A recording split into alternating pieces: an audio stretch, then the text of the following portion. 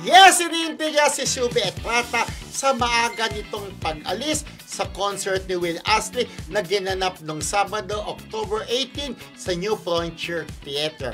Ang sinasabing dahilan ay nang mag-chant ang mga audience ang "Ikulong na yan, mga kurakot."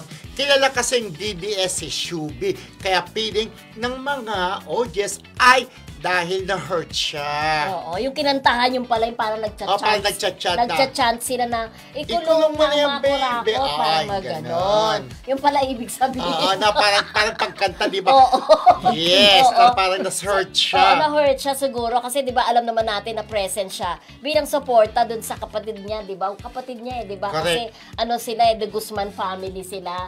Diba, si Esnir, si Shubi, si Will, yep. Diba?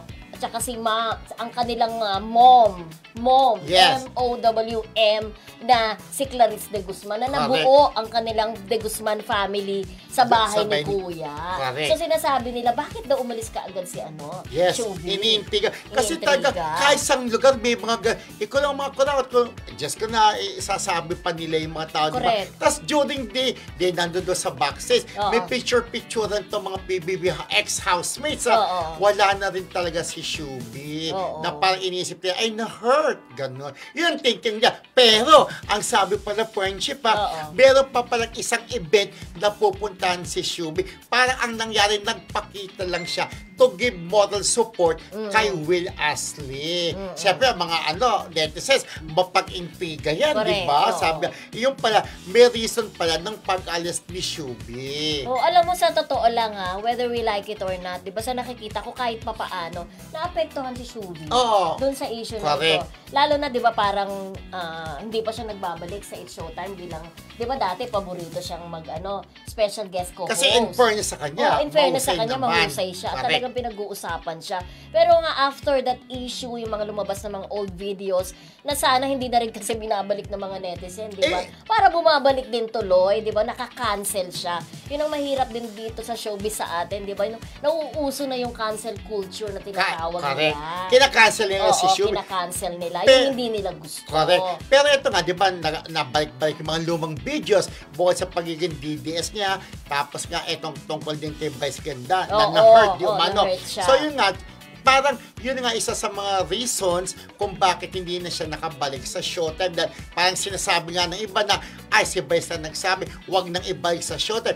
O si Shubi naman mismo ang ayaw niya na parang nahihiya. At wala tayong nababalitaan na nagkausap na sila, actually, diba? papunta na nga ako dyan di ba? Meron na Kasi mag-best friend, di ba? So papunta na nga tayo. Yun nga, walang nababalita na nag-usap na sila kung naghingi na ng dispensa si Shubi kay Vice. Pero kaibigan natin si John Bariwad, yung road manager po ni Vice Ganda, para tanungin kung nagkausap na si Shubi at si Vice. Kasi magkasama sila sa pelikula para sa MMFF 2025.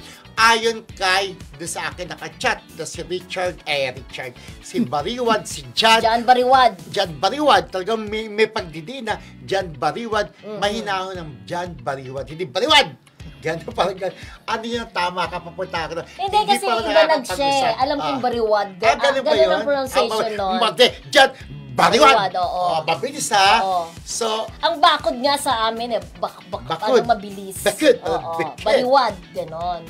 Bariwad. Bilis ako. So, yun nga, hindi pa nakakapag-usap. Habang si Ella, hi Ella! Ayun. Papunta nga ako ng porch. Ba't hindi pa nakakapag-usap, di ba?